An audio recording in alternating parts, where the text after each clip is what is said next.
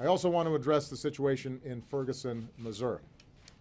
Earlier this afternoon, I spoke with Governor Nixon, as well as Senators Roy Blunt and Claire McCaskill. I also met with Attorney General Eric Holder. The Justice Department has opened an independent federal civil rights investigation into the death of Michael Brown. They are on the ground, and along with the FBI, they are devoting substantial resources to that investigation. The Attorney General himself will be traveling to Ferguson on Wednesday to meet with the FBI agents and DOJ personnel conducting the federal criminal investigation, and he will receive an update from them on their progress. He will also be meeting with other leaders in the community whose support is so critical to bringing about peace and calm in Ferguson. Ronald Davis, the director of the DOJ's Office of Community-Oriented Policing Services, or COPS, is also traveling to Ferguson tomorrow to work with police officials on the ground.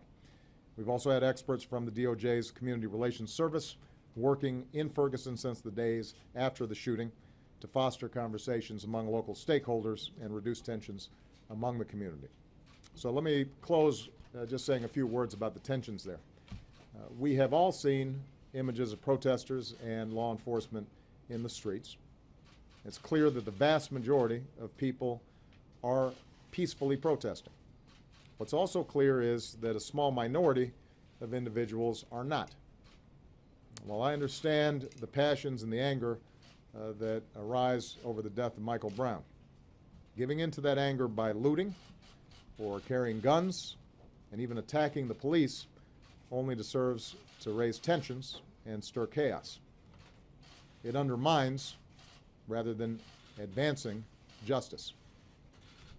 Let me also be clear that our constitutional rights to speak freely, to assemble, and to report in the press must be vigilantly safeguarded, especially in moments like these. There's no excuse for excessive force by police or any action that denies people the right to protest peacefully. Ours is a nation of laws for the citizens who live under them and for the citizens who enforce them. So to a community in Ferguson that is rightly hurting and looking for answers, let me call once again for us to seek some understanding rather than simply holler at each other. Let's seek to heal rather than to wound each other. As Americans, we've got to use this moment to seek out our shared humanity that's been laid bare by this moment. The potential of a young man and the sorrows of parents, the frustrations of a community,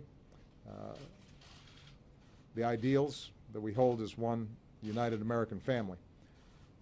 I've said this before, in too many communities around the country, a gulf of mistrust exists between local residents and law enforcement.